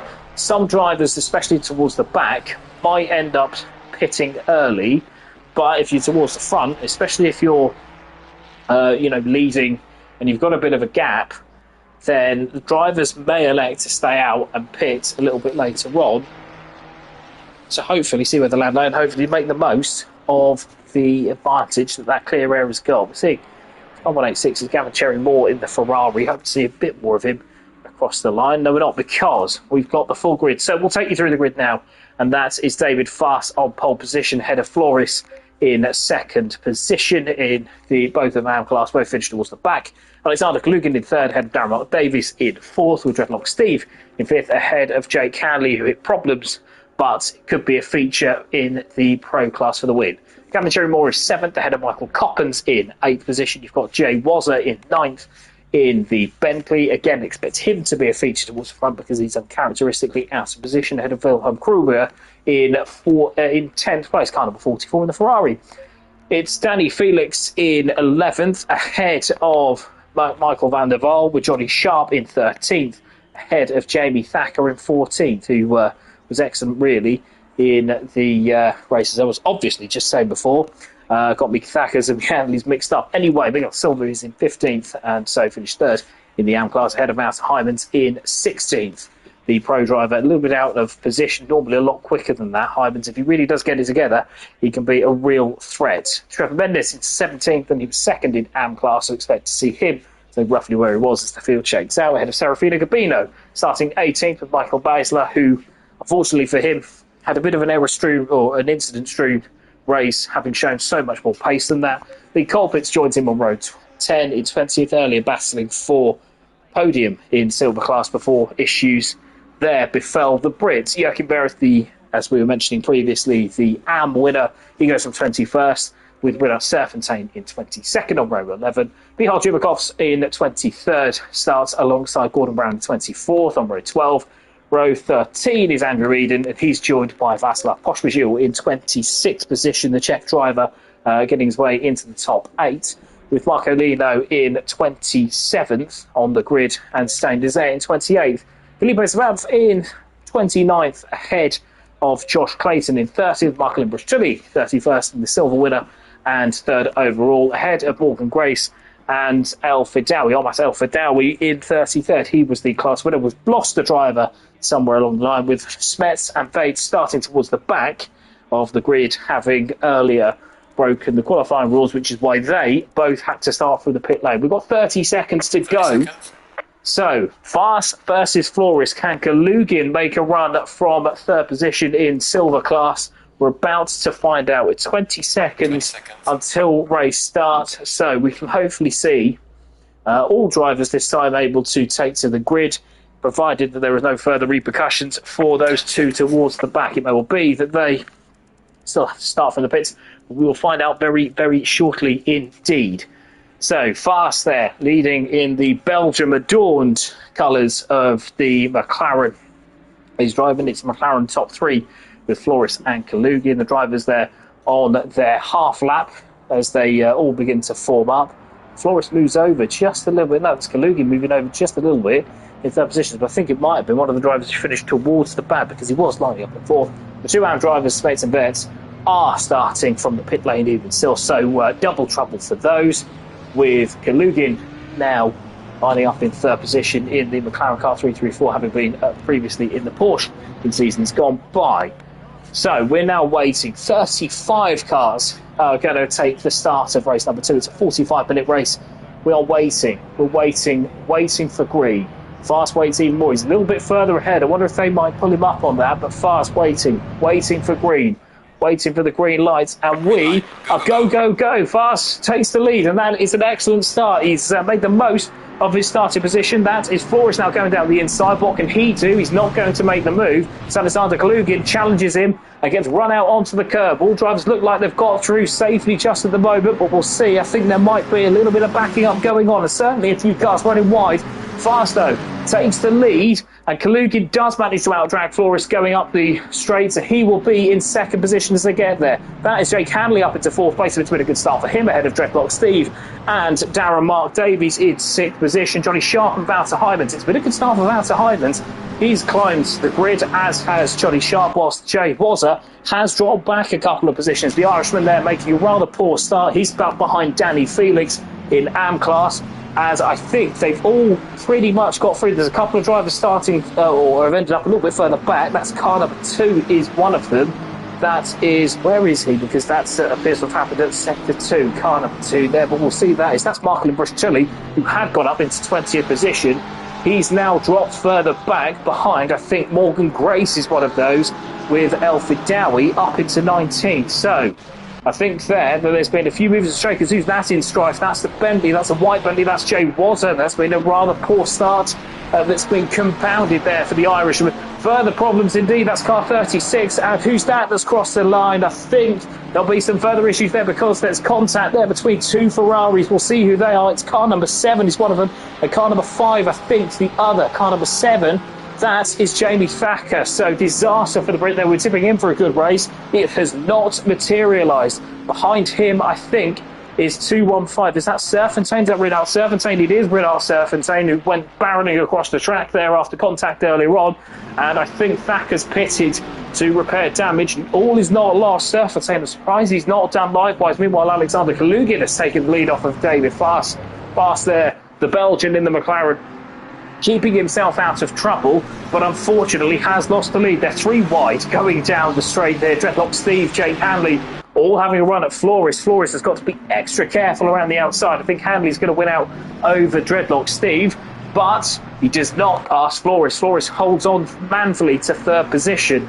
with Dreadlock Steve slotting into 5th and Gavin Cherry-Moore now looking at this in 6th position. I think he might just get a piece of that. How about Davies has dropped a little bit further back as there's further trouble. I think Flores has spun, so he didn't hold on to 3rd position for very long around the outside. Don't know whether there was any contact there, but he has spun around, so he's dropped back and he's now no longer going to be a feature there as he recovers himself for the to rejoin. I don't know where on earth he's rejoined. He's back in 13th apparently, but we'll see exactly how that shakes itself out.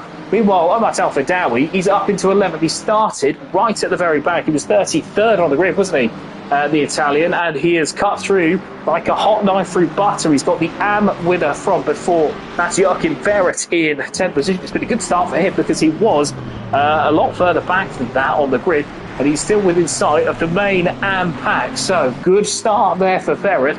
Michael Basler up into 9th position. Another good start from the German there. Hopefully for him, he keeps it a lot cleaner than race number 1. But there's going to be more battles because I think he's going up the inside of Wouter Heijmans. Wouter Heijmans there with a crunched in front end, launches it up the inside of the Bentley. Danny Felix block passes Danny Felix, but unfortunately all he's done is present an opportunity to Basel. They're going to go 3 wide. The Bentley's going to be able to come back at the 2 Ferraris, so they're 3 wide.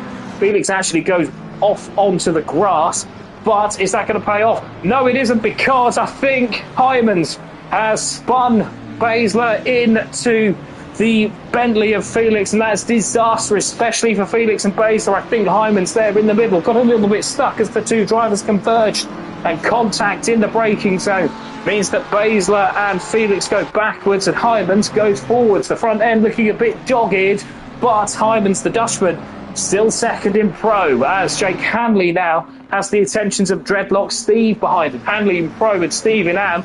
Usually a bit of a mismatch, but Dreadlock Steve more than holding his own in the Aston Martin. We're already 5 minutes through, and it feels like that's going to go through like the click of a finger, because David Fast is only 7/10 of a second behind Kalugin. Kalugin not getting away, is he? Because in the lead, the Russian is only 7/10 of a second up the road. You expected Kalugin to get further away than that, and maybe in time he might, but Fast more than holding his own in the McLaren after a disastrous race 1. Big Hanley, meanwhile, in 3rd position, has a little bit more of a gap over Dreadlock Steve. Does he know? Steve catching up. What was 8/10 of a second is now 4/10. The Aston Martin looking very racy on the back of the Mustang, but they're in separate classes, so don't go too Hail Mary, Steve, because you've got a championship to think of. Gavin Cherry-Moore in 5th position in the Ferrari has the attentions of Darren Davies and Wouter Heijmans. Heijmans limping along in the dog-eared Ferrari as Verrett and Elfrid Dowie for company. Elfrid Dowie in 9th position has just got past Joachim Verrett. I think nearly just got rear-ended by Filippo Spam. There's a little bit more action and surprises going into turn number 4. Joe Wazza among them, having held off, I think. That's Desert, another man with a crunched-in Ferrari. But he's got Danny Felix just ahead. Felix having had contact with Basler. I don't think he'll want to see exactly how that transpired, with them being 3 wide going into the braking zone. It had been thought that they'd left enough space. Not that many drivers have pitted. I think they've taken the pit stop rule out, which shows how much I need to brush up on the regulations. As all the drivers now, every man for himself, with Spamp now in 10th position, still giving grief, I think it's fair to say, to Joachim Verrett. If Verrett does let him go, he might well want to be fair, then he will hopefully then be able to have a run at the further round drivers with Alpha Dowie already on the back of Heijmans. Heijmans on the back of Davies, who's following Cherry-Moore. Cherry-Moore, the cork in the bottle here with Darren Mark Davies, perhaps looking to get on with it in the face of opposition from Heijmans and Alpha Dowie. I think it's Heijmans is going down the inside, is it? No, it's not, because it's Davies attacking Cherry-Moore. Cherry-Moore a little bit tentative on the brakes there as he looks to avoid contact. Darren Mark Davies with an excellent move around the outside, but they're going to go 3 wide once again. Heijmans has been in this position before, didn't end well, with Alpha Dowie still in 8th position, having a run at Heijmans. He backs out of it rather wisely as they go not 3 wide, but further contact there as Heijmans once again using his nose to poor effect, as I think he's hit Darren Mark Davies.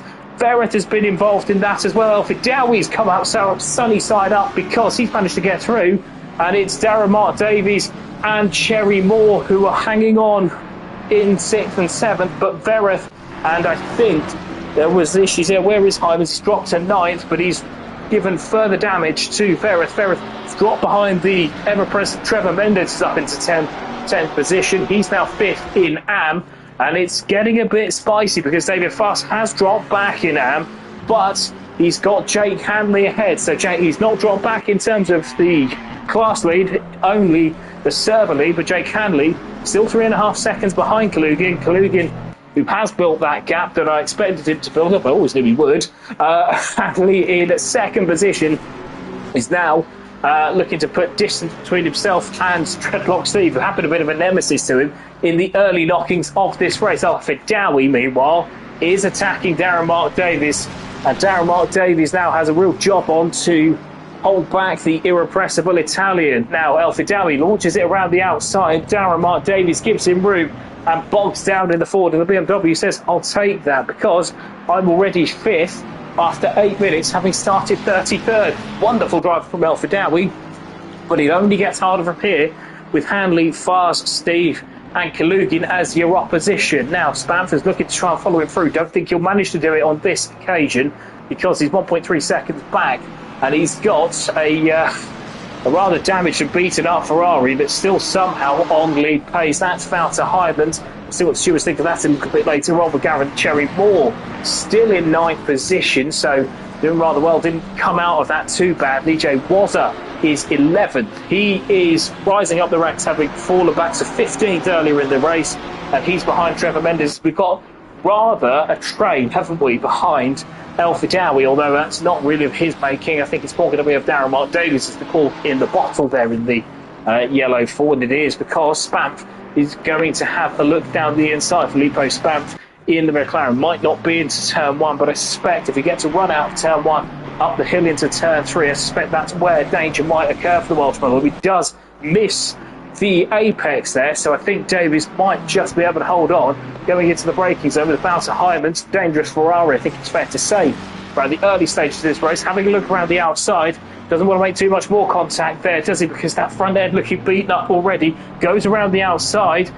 Again, Spamf gives him room, and that's an excellent move there from Wouter Hyman, who makes up a position that was lost earlier on in the collisions. Filippo Spamf there, having made a mistake at turn 1, pays for it with a position, pays for that with 7th position.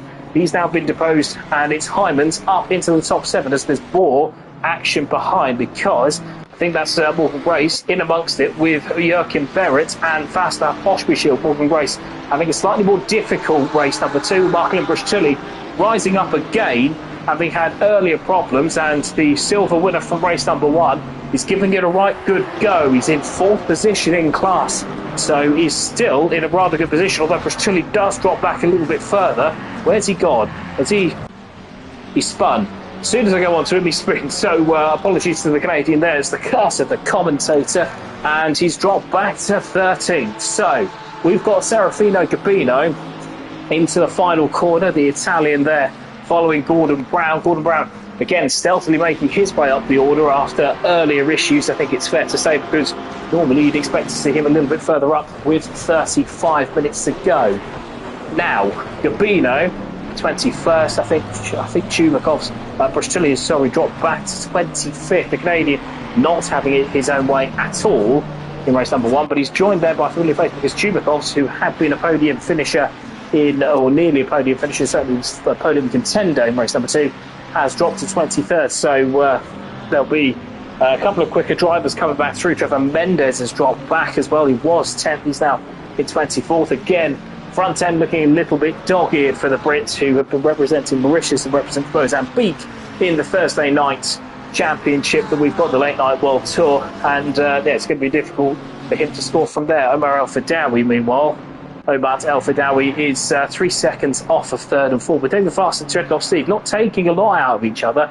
Don't get me wrong, they're slower than El Fadawi by quite a bit, but they're not exactly holding each other up. And I think that's good management from both of them, because when you're half an hour in, you don't need to be chucking the car at each other, but you do need to make sure that you're in a good position for later on. So the drivers certainly doing their part.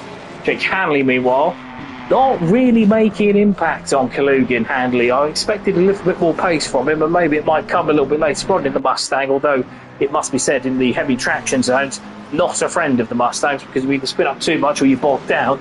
And that's the one issue that you get around Austria. So Handley 3.5 seconds behind Kalugin, we sort of finished the first third of the race. Kalugin in the McLaren, not really seeing him an awful lot, the Russian, who had such a dreamy first race, didn't he? Really was a poor first race for the Russian for various reasons. He's now capitalising on that by making good whilst the sun doesn't shine. So it's Jake Handley in third, 3.5 seconds back, and Fars and Steve battling away for third and fourth ahead of the irrepressible Omat El Fidawi. El Fidawi in the BMW looking a little bit scuffed up, but the Italian has a real chance to win 2 races in one circle, which in this league, under these rules, is incredibly difficult. So fair play to El Fidawi. Might have a rival for Jared Vermeulen should he turn up in the next few races. We've got now Hyman's in 6th position, and we do not want to report him yet anyway. Well, this is really bad. Hyman's in 6th position. He's a 2.5 clear of Dan Mark Davis. He's now got Wazza, who's up into 8th, ahead of Spamp. Wazza then looking to salvage what's been a disappointing weekend. Goes right on the outside. You're not really going to make it through there around the second to last corner. What he has done is open it up to Spamp. Spamp goes down the inside, thinks better of it. I think there's who's that? That is Wazza that's gone slightly wide there. So maybe a little bit of contact there, but the Bentley survives and survives well. So we've got Cherry Moore behind, only half a second back, and he's 4/10 of a second behind Spamp, and he's himself got Oshmisil. It's quite a trade. It goes back to probably Grace, and he got Verrett only a 2.5 back. So busy race indeed as these all try and sort of sort themselves out. What the lack of pit stop has done is lead to more on-track action, which keeps me busy and keeps you entertained. So the 2 Ferraris, Basler and Desert, now split by... Are they? No, they're now split by not the Porsche of Grace, but the Porsche of Porsche, as I think Basler has got past Vafra Porsche and up into 10th position, hasn't he? So no, he hasn't, because that's Gavin Cherry Moore getting the Ferraris mixed up. Where is Desert? He's side by side with Grace. Grace around the outside Valtteri Bottas corner. I've forgotten what it's called, so that's what I'm going to call it, where he went lawn mowing all those years ago. Now, Desert in 13th, yes, just ahead of Grace as it goes Ferrari, Porsche, and the ACC FRL version of Noah's Ark. Now, Basler again doing that thing where he sort of weaves in behind and then tucks in into the final corner. I'm not sure it'll work as it did there as Gavin Cherry Moore. Well, it's worked a little bit better there because Gavin Cherry Moore has gone off and spun. Into the weeds he goes, and into the wall he goes, because he is now way back, having clipped the barrier, and I think that's a good 15 odd places lost. He's now back to 23rd, 24th. Gordon Brownlee was in trouble at some point because the man who was 20th earlier on, even with a couple of drivers having gone off and hit problems, it's back in 21st. So we'll see what happened there. He was near Gabino and David Felix. Danny Felix in 17th now in the Bentley, having kept it largely clean. Is any incident it was earlier wasn't really his fault. He was the innocent victim in that particular party. So Alfred Dowie, meanwhile, has got past both Fast and Dreadlock Steve. Dreadlock Steve up into the lead of AM-Class. So we can't forget that. It's been a very good drive from Dreadlock Steve so far, with 16 minutes gone and 28 and a bit left to go. So it's just Jake Handley and Alexander Kalugin. Now, the thing for El Fidawi is that he's got time to pick these drivers off, with Kalugin now leading the race by still 3.5 seconds. It's been a fairly steady gap between Kalugin and Handley. Handley had been 4 or 5 seconds clear of Steve Fast, and now with El Fidawi 3.7 seconds behind to begin with. It's still 3.7 seconds of El Fidawi not having it all his own way in the BMW, but you suspect that the Italian, who's been a model of consistency, might have time, certainly enough time, to pick off these two. As we now take a look at a battle going down a little bit further back, I think we've got Morgan Race right behind Desert, who did so well in the silver class, only a second earlier on, so expect him to be a feature on the podium. In fact, he is already on the silver podium so far. So it's Desert now going down the outside. I think that we just had a move there. We have. It's an excellent move there from Morgan Race. race there, moving from 11th into 10th place, getting the Ferrari on the brakes. And now Desert, is he going to be able to respond? I don't think he is, but he might just let Grace go, maybe have a little bit of fun with Baszler, because if he can disrupt Baszler and maybe force the German into a mistake, which has been possible, it must be said, tonight, judging by earlier, then he might get a little bit more joy there. So a little bit of race management from Desert, which is always good to see in FRL. As we can see now, I think Hanley's had the message to hurry up, because Alfie Dowie has taken about a second out of him on this lap, whereas Hadley has taken a further 8 tenths out of Kalugin. So Kalugin might have to re-engage here. The silver driver, the Russian, being chased down by 2 pros, with the 2 AMs having dropped back only a couple of seconds since being passed by Alfie Dowie. So good to see from the AM drivers.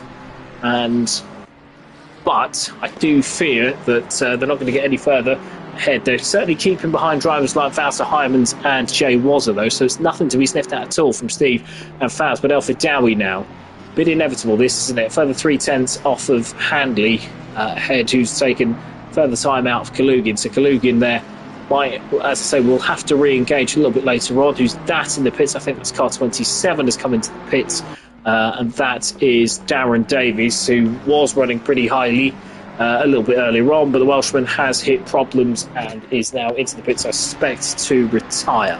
So, poor second race there for Darren Mark Davies, having shown a lot more potential. Goodness me, look at that for Renault 17. You can see certainly where he got the damage, although it was earlier on lap 1, wasn't it, where his car was spun. I think he hit one and then he speared over into the into oncoming traffic. Serpentine there, really a passenger early on, and that's why he's dropped to 23rd, with Tully fighting Gordon Brown. Gordon Brown is having a go at 21st. I think Tully there might just have got around the outside. I don't know which way around it was to begin with, but Gordon Brown down into 22nd at the moment, although Tully runs wide on the marbles. Brown gives him a lot of space. It's very fair, the Scotsman, going through turn number 8. They're side by side again, going to what is the Rint curve, but Lamborghini wins out on this occasion. Chimakovs settles in. Not Chimakovs, Bristoli settles in, the winner of the silver class, and on the podium earlier on, not having it all his own way. There looks to be a bit of damage to the Porsche's rear end, so that might be, at least in part, why he's dropped back to 22nd. But Brown certainly having the better of the proceedings there. Gordon Brown up into 21st and looking to do a little bit more damage. Still over half the race to go, mind. So there's certainly time for that to right itself. Speaking of time for things to right themselves, we've got Alfie Dowie 1.8 seconds behind Jake Handley. Jake Handley in the Ford, now only 1.5 seconds behind Kalugin, as they all start to converge behind Kalugin. Kalugin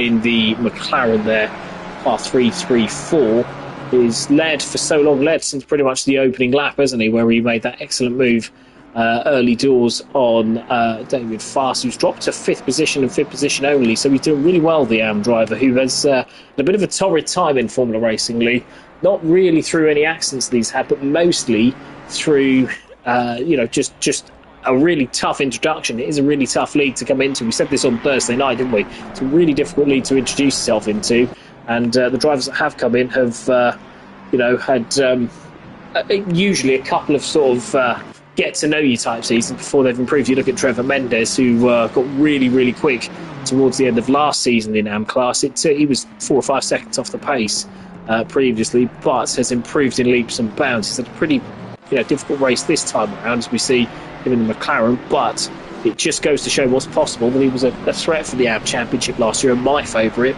for the win this time around. Anyway, back to the action we go, because Joachim Berret is in 3rd position in class, 12th overall, and is a candidate for driver of the day. In fact, if it wasn't for the brilliance of Omar Alfie Dowie, I'd award it as a walkover, to be completely honest with you, because Berret having had an excellent AM race in which he rose up to 14th by the end, the overall AM class has done rather well in what is a really difficult car. He's got Marco Lino behind him, who got involved in the shenanigans at 3 wide earlier on. Vaclav Pospisil again about to have hit a few further issues, because Pospisil has dropped back to 14th, but Josh Clayton not really able to make the moves that he would have hoped to have made. and that is Clayton there, just holding off. That is Clayton there, just holding off. He's gone back, hasn't he? Because he's got some BMW, I think, of Lee Colpitts, is it? Who's that BMW there? He's dropped back quite far as he's there 25th, so we'll see exactly what's happened there. That is the BMW of Lee Colpitts. He's fighting with Colpitts. Not really had the best of luck, is he? He's certainly shown more pace to be second last of the silver class, and towards 27th when he was fighting for silver class podium earlier on. So Josh Clayton there looking a little bit worse for wear in the Aston Martin. Not really been his weekend, is it? Not really been his Sunday night, certainly. And he knows he's quicker and is capable of showing a lot more. So I suspect damage and issues looking at his car to be the main reason. Right, we've got Omar El-Fidawi now right on the back of Jake Hanley. El-Fidawi now has got plenty of time to get this move done, although we want to get it done quickly if he can, because he can see the lead. He can see the overall lead as well as class lead up ahead with Jake Hanley. So Hanley has started to gain on Kalugin. It was 3.5 seconds a few moments ago. As soon as I said he hadn't made an impact, he then promptly took 2 seconds out. So I'm assuming he's listened. Now El-Fidawi 0.4 seconds back from Hanley going into the ring curve. Thinks better of a move going down the inside there. Wise from the Italian. Now as he gets a really good exit. I like the way that the BMW is able to ride that curb so well on the exit of the final corner. It really does set him up for a run, perhaps not into turn 1, but if he can get a run through turn 1, then up the hill I think is where he may go. As soon as I say about getting a run through turn 1, it's the curb where the sausage curb is, and so that's another lap gone effectively, because unless he can get it stopped, get it turned and give him some trouble into turn 4, I suspect Hanley's going to live to fight another day. Hanley himself only 1.1 seconds behind Kalugin.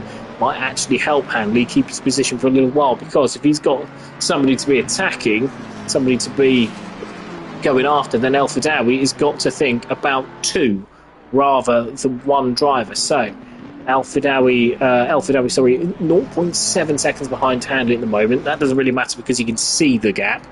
So I think now it's just a case of try and pick him off as and when he can, but in a safe manner, because Hanley, who's driven really, really well, certainly in the last few laps, to try and get on terms with Kalugin, is not going to want to part with the lead of the class so early on. So we have now Kalugin in the lead there, leading by a second. We've got Dreadlock Steve Pearson gotten away from David Fass, who now has Jay Wazza back. Jay Wazza, who had been 15th earlier on, has risen the Bentley from the dead almost in terms of his prospects for a result tonight, because he's now 3rd in class, 6th overall. So and he should, you would fancy, be past Fass fairly quickly. Fass starting to hold a few drivers up, isn't he? Starting to go back. I think the gap goes back to Grace in 10th position, with Desire dropping back a little bit further. Marcolino, meanwhile, has got past Joachim Verrett, and so is Vaclav Pospisil, as Verrett drops to 14th, but is still 3rd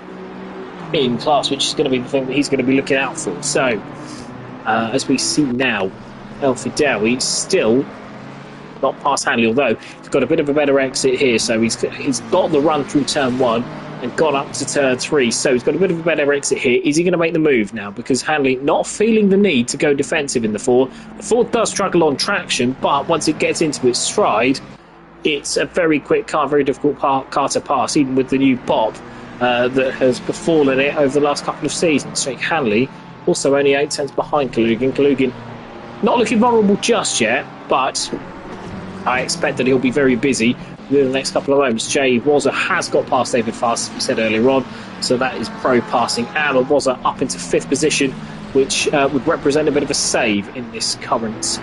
Guys, 18 minutes to go, so we're well past halfway, as El-Fidawi has a look going into Rinka, but no more. This is where he's got to be, if he can, try and get the run, because whilst Hanley has got a slipstream, if he can get some purchase out in the final corner, you can then try and get another run, try and manufacture another run. He's having a look there down the inside, but this is where he's got to do it, because if he can get the run out of turn number 1, he misses the curb on the inside, that's good, misses the sleeping policeman, the sausage curb if you like, has a real run, but whilst Hanley has Kalugin in front of him, there's not an awful lot he can do. Hanley's going to have a look. I fancy at the back of Kalugin. Kalugin goes defensive. Hanley goes around the outside, side by side. And this may play into the BMW's hands. It does, but Hanley trying to cut back gives Kalugin a push. Coming out of turn number 3, and Kalugin lives to fight another day, courtesy of that helping hand from Jake Hanley. Jake Hanley, not quite what he was looking to do, but I think a dress rehearsal for what is to come, because if he can get that cutback done, I suspect that the Ford should be plain sailing if he doesn't hit the McLaren going into turn number 4. So Hanley now not only looking to attack but defend, with Alfred Dowie having a bit of a watching brief. The BMW just hitting the apex is a little bit better than the Mustang and the McLaren, which you would expect, having dominated proceedings so well in race number 1. And Jake Hanley now has a problem, because he's got to look forwards and he's got to look backwards. He goes to the inside there. I suspect that's a defensive move as much as it is an attacking one. And through rink curve they go, and they should then survive for another day. Now, this is where the BMW tries to get that advantage. It's got a bit more traction. Kalugin goes defensive relatively early. I think he got a poor exit. He did, because Hanley going side by side. That's not 4 tenths per second anymore. Kalugin, I think, has gotten out of their way. So the Russian there letting pros be pros. And I think Hanley now might not thank him for that, because El Fidawi now has only got eyes for the lead. Hanley having to defend for the moment, although the Ford, like I say, giving him plenty of grunt going down the start straight. Kalugin, meanwhile, giving up the lead overall, but does still retain the lead in silver class, and has got really healthy gap going to Desire in 10. Desire, who is, I would estimate, about 15-20 seconds behind. But we're not looking at that at the moment, because El Fidawi is going to go around the outside. El Fidawi in the BMW squeezes his opponent. They go side by side. He leaves just enough room for Hanley. Hanley there runs into the side of him just a little bit. El Fidawi goes off. Well, might have been 6 of one, half a dozen of the other, but El Fidawi has to wait to pass Hanley. Excuse me. And Jake Hanley there is making me run out of breath. So Jake Hanley holding himself really rather well in the face of some quite severe opposition from El Fidawi. El Fidawi having a run around the outside, I think, going into ring curve. I don't think that's going to work, although is it, because he's going to try and hold it round the outside. Hanley gives him enough room and then some, and I think there might be a bit of a cutback. The BMW irons out the curb on the inside and is now going to have a run, and El Fidawi is forcing Hanley to go defensive. Kalugin's still interested in this as he pulls out to go around the outside. El Fidawi, as Hanley tries to block the apex, he does, and I think he's blocked the exit just enough to give himself a run going up the hill. But El Fidawi still side by side in the BMW. The BMW certainly no slouch in the straight line either. He's got his nose ahead going into the braking zone. But Hanley looking at the inside now. Is he going to be a little bit later on the brakes? He is, but is he too late? Also, he is, because El Fidawi cuts back up the inside and takes the overall lead with 14 minutes to go, a quarter of an hour to go, and the Italian had to work for that, but work he did, and Hanley might just have to settle for second place as the irrepressible Omar El Fidawi takes the lead, and it's only taken him half an hour. So he started from the back, having won the first race. He's got the fastest lap, and he is in the lead of race number 2 with time to spare. So El Fidawi imperious so far, and the Italian is stamping his authority on the race, although Hanley not going away just yet. He is half a second back, with Kalugin having dropped back by 1.5 seconds. I think the Russian quite happy to see these two fight at it, whilst he stays a relatively comfortable third position. Dreadlock Steve, meanwhile, in fourth, is still holding up Wazza and Hyman's. Dreadlock Steve comfortably leading the AM class so far, and is doing a really good job, because David Fast has dropped back 7 or 8 seconds, so he's got a bit of a gap. He can afford to play safe with the pro drivers, although if you're thinking about your overall championship, you'll fight just a little bit. It's Jay Wazza who is behind by 1.7 seconds. Dreadlock Steve, I think, has lapped traffic to deal with. I think that might be Josh Clayton. That's car number 12, whomever it is. And car number 12 is... who is that in there? That's not showing up yet. But anyway, there is a car who is holding up the lead Aston Martin driver, and Jay Wazza might just be looking to profit from that. Struggling to see who it is, if I'm honest with you, but we'll try and get back a little bit. We'll try and get some information to you a little bit further on, because it is starting to adversely affect the battle for third position. Dreadlock Steve currently kind of a 13 behind, and it's gone now, so I don't know whether or not he's gotten out of the way. I think he has got past. That's lead culprits, I think, in the BMW has gotten out of the way rather well, and that would be why, because what I thought was a British Racing green card is certainly not that. It's kind of a 94. It's lead culprits, does get out of the way it's exemplary, it's textbook driving there from lead culprits to get out of the way of Dreadlock Steve and Jay Wazza. So apologies to any Aston Martins who it may or may not have been. I think Josh Clayton has since left the building, so I don't think it would have been him, but yes, so lead culprits there as out of the way, whilst he's having a rather poor race by his standards. I think not necessarily through his own doing, certainly showing the lap drivers how it should be done.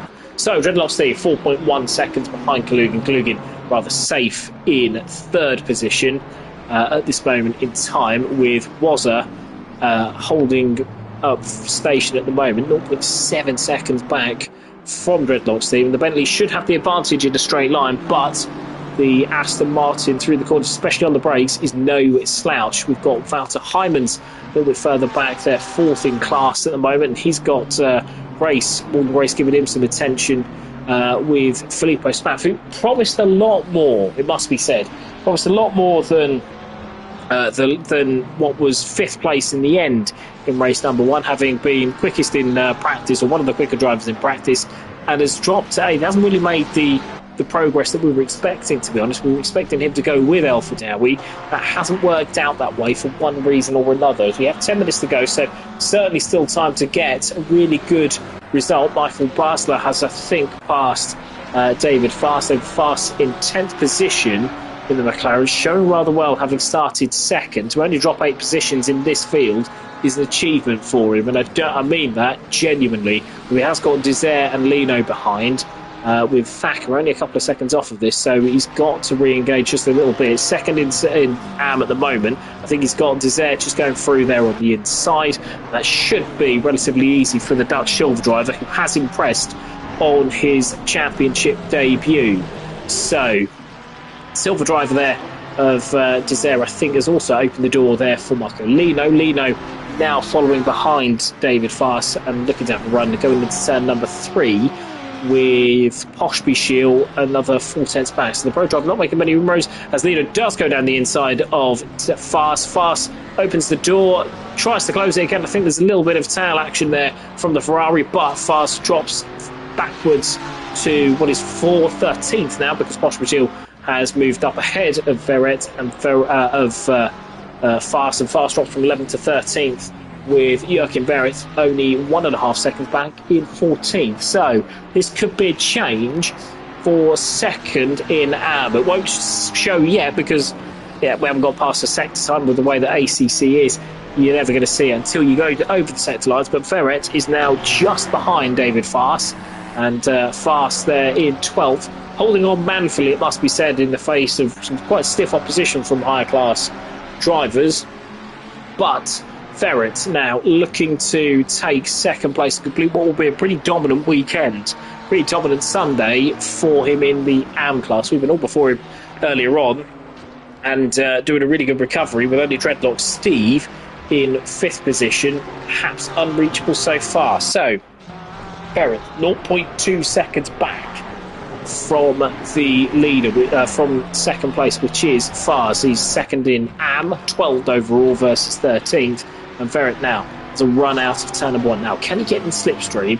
Perhaps try and outbrake Fast going into turn number 3. That seems to be the dumb move. It's an uphill braking zone, so you can brake a bit later than you think you can. He does link to the inside, Verret, but thinks better of that as Fast goes slightly wide, but I think the Audi's trying to set up a cutback. Now, has he got the traction? The Audi have been bopped a little bit, so it's struggling down the straights compared to what it was in previous versions of the game. Down the inside he goes. No, not quite. He's going to hold on for another day. And they've got Marco Lino behind the dog-eared Ferrari with a few bumps and scrapes, I think it's fair to say. Michal Stubakov's fighting Marcelin Bruschtuli. They were towards the sharp end of the silver class earlier on before Stubakov's had dramas. Bruschtuli recovering to 16th, having had dramas earlier on. So it's been impressive from the Canadian, which is who's been really shining on Thursday nights recently, and again, had a lot of pace on Thursday night around this particular track, if not the luck.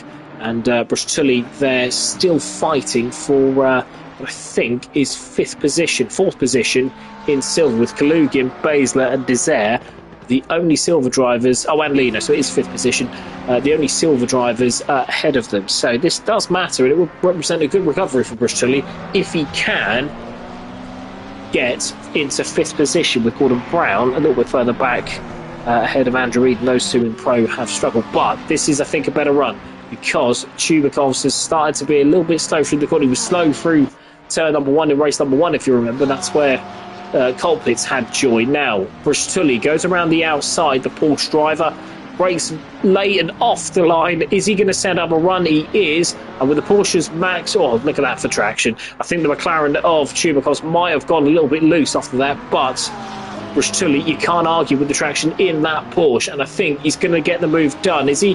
He's ahead. He just about chops the nose off going into the braking zone, and Marcelin Bruschtuli does take fifth position in class and is up to 15th overall. So good driving there from these two, 15th and 16th overall.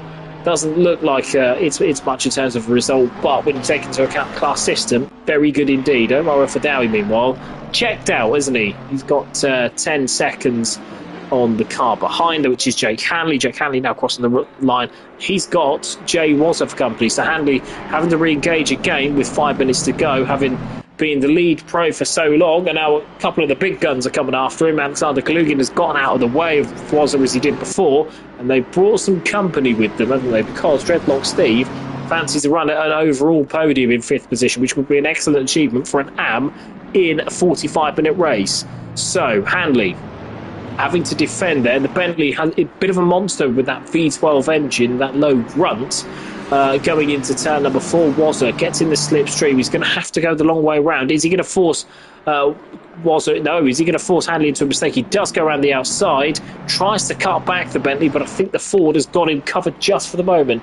Bentley does run slightly wide over the curbs, but doesn't get a run. So Wazza tries the outside. Is he going to be able to make it last through there? I suspect not, with the marbles as they are, but he is going to hang it around the outside. Hanley gives him plenty of racing room, a lot more racing room than I'd have given him, but that's because I'm mean.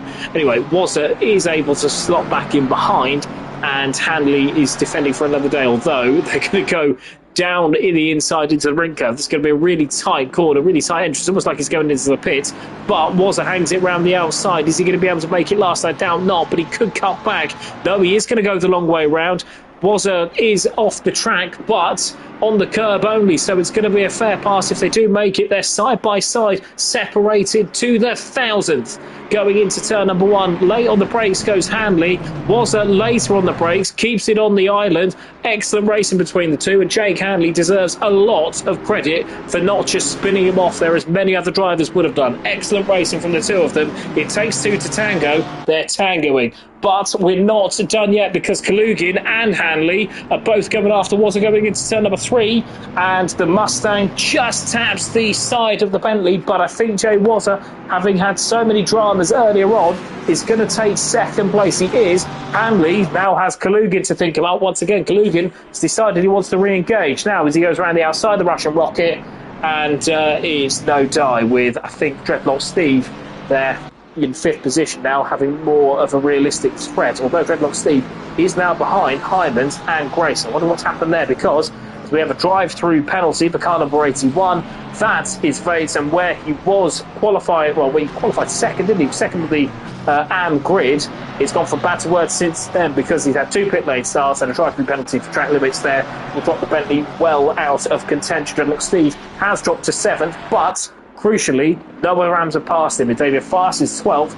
Joachim Veritz is in 14th. So he's got a pretty free run at class victory. I think he knows that with Filippo Spamps 1.2 seconds behind. I don't think there'll be any silly business there from Dreadlock Steve over the last couple of laps. So we've got El Fidawi, who I think this is going to be, I think there's 2 more laps after this one from where he's crossed the line, but he's got quite a gap over Wazza. Wazza, I think, 15 seconds behind, leading still quite a train because Jake Hanley hasn't gone away. He's 0.3 of a second behind, and this is for class second position.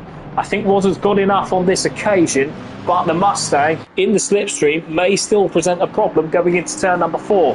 Jay Wazza has still got some defending to do, 15 seconds behind as he may be, with Handley not giving up, although not close enough on this occasion. The culprit is in the middle of this, I think, but he does not need to move out of the way unless he's breaking any blue flag rules. I don't believe he is. Kalugian, meanwhile, in 4th position, still has, well, I think culprits might be doing him a bit of a favour, pushing him along, but you've got there Hymans and Grace in 5th and 6th, and once that gap does become a second, then culprits you suspect will move out of the way. But why should he? Well, that is not the case. Right through clear force, Fates dropped him all the way back from what was 24th to, well, he remains 24th at this moment in time, but we'll see exactly where he does drop out, because I suspect that there may still be some punishment to come there.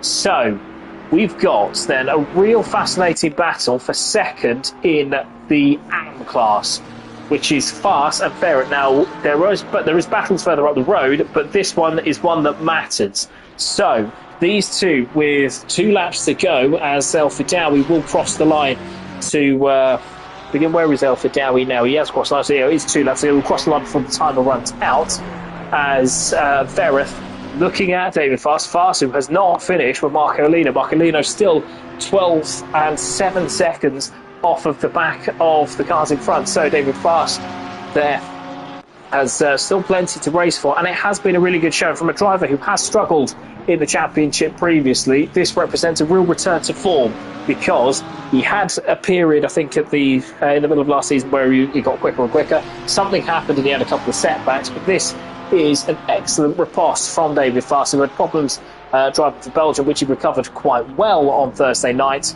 but in second in class, having had the problems that he had before, is an excellent return if he can hold off Joachim Vereth, who is his own driver of the day candidate, isn't he, with a first and third in the outclass, as the leader has started the final lap with 7 seconds to go. So I suspect the driver like Fast might find that a little bit cruel, but El Fidawi crosses the line to begin the final lap with Wazza 7/10 of a second, apparently, no, 4/10 of a second now, ahead of Jake Hanley. Jake Hanley now going into the final lap, needs to nail the run out of the first corner. I don't think he has. He's hit the curb a little bit too hard, uses a little bit of extra curb. Well, if you've got a warning, you might as well use it. Hanley now attacking into turn number 3 as they go up the sort of kink that they call turn number 2. It's not really corner, is it? Late on the brakes, the Ford Mustang goes. He's going to have to get a really good exit. He does get a good exit, but I don't think it's going to be enough with Wazza in the Bentley using all that grunt, that B12 hollow to try and get out, or bellow, sorry, to try and get out into second position, into turn number 4 we go, as Morgan Grace does go down the inside. That is on Bowser Hymans, and Morgan Grace late on has mugged Bowser Hymans. That's P5 overall, P4 in class, and the Welshman rescues another position there. Bowser Hymans, who's been in the wars a little bit, didn't make contact on that occasion, but Hymans, who had been going after Grace a little bit earlier on, and Grace there makes an excellent move to get up into 4th position. We're going to go to El Fidawi just as he crosses the line. As he weaves his way across, it's a double victory for Omar El Fidawi, and the Italian announces his joining of the championship. It's debut, and it's the perfect debut for the Italian. Omar El Fidawi has time to port to pit, with Jay Wazza taking second by half a second ahead of Jake Hanley. Alexander Kalugin retains 4th position in the end, wins the silver class, with Morgan Grace hanging on to 5th position. A little bit of contact there with Hymans across the line. Filippo Spamf ends up 7th ahead of Dreadlock Steve in 8th. He wins in the AM class. Bacala Pospisil is 9th in the Porsche, ahead of Marcolino. David Fast, meanwhile, held on to 11th as Michael Bruch-Tully dropped back. He was 12th in the end. Joachim Barrett in 13th to complete a double podium, including that first win in AM earlier in race number 1. It's Michal Chubakovs in 14th, ahead of Gordon Brown and Andrew Eden, with Stein Desert. It's 17th in the end. For Silver Class, it didn't quite go to plan towards the end of that, ahead of Brunel Serpentine and Serafina Gamila. Michael Coppens is 20th, ahead of Trevor Mendes in 21st, and Kruger in 22nd, a lap down, with Fates, Silva, Smets, Colpitts, Danny Felix in 27th, and Darren Mark Davis in 28th. We lost a couple, so I suspect that we'll get the full classification in just a moment's time once all the drivers have crossed the line, as we've got Kruger now, I think, is the next over. He is indeed. It's Silva and it's Fates. Fates there, across the line, and the McLaren there of Silva, just about to cross the line. And so there we have it. So in 24th place. So a quick rundown of the results, with Nomas Al-Fadawi in the lead, ahead of Jay Wazza in second place. Jake Hanley to take third place in Pro to rescue a difficult weekend. Alexander Kalugin in fourth to lead the silver class, ahead of Morgan Grace in fifth position, nicking that off of Wouter Hyman's late on. Felipe Spamf in seventh, ahead of Dreadlock Steve, who won the AM class race with an excellent drive, really. Him and David Fast both deserve praise there. Vatar Pospisil was ninth, ahead of Marcolino in 10th. David Fast at 11th, ahead of Marcolin Bruch-Tully, with Joachim Barrett in 13th, in third overall in AM, so that is a double AM podium for the Belgian, with Michal Chubakovs in 14th, ahead of Gordon Brown and Andrew Eden. Stein Desert in 17th in the end in silver class, with Renat Serpentine in 18th, ahead of Serafino Gabino and Michael Coppens. Trevor Mendes was 21st after a difficult race in AM class, ahead of Kruger in 22nd and Fates in 23rd. Miguel Silva was 24th in the McLaren at the end, ahead of Marcel Basler, who had another difficult race to go with what was a difficult race in race number 1, dropping back when the pace was quicker than the results. Smets was 26th, ahead of Lee Colpitts, a lap to Lee Colpitts in 27th, ahead of Danny Felix and Darren Mark Davis. Flores, the AM reserve, in 30th, ahead of Jake Thacker. Michael Landeval. Tony Sharp was lapped in 33rd. He retired earlier on, with Josh Clayton and Gavin Cherry-Moore also early casualties. So I've got to nominate a couple of drivers of the day for you to all vote for. You've got the double winner, that is Omar El-Fadawi, who won so convincingly in race number 1 and then fought back through the field to lead by the third really, in race number 1. You've got him, or the other driver of the day that I will select for you, or the other candidate that I will select for you, is Joachim Barrett, because in AM class he won in a difficult car to drive in race number 1, and then came from the back, had a few difficult moments overall as well to finish 13th, but also take third in the AM class. So those are the two drivers of the day for myself to pick, with no real standout candidates. All the silver drivers had one really good race and one race that didn't quite go to plan. So those are going to be the two driver of the days for me to select. Hopefully normal service will be resumed with Greg Wood, my colleague in the commentary box on so many occasions on Sunday night. Hopefully we'll be back from his bout of tonsillitis. Normal service will be resumed in terms of your race highlights and everything else. It remains for me to say, I've been Jack Prentice. Thank you so much for joining us. I'm out. Take care.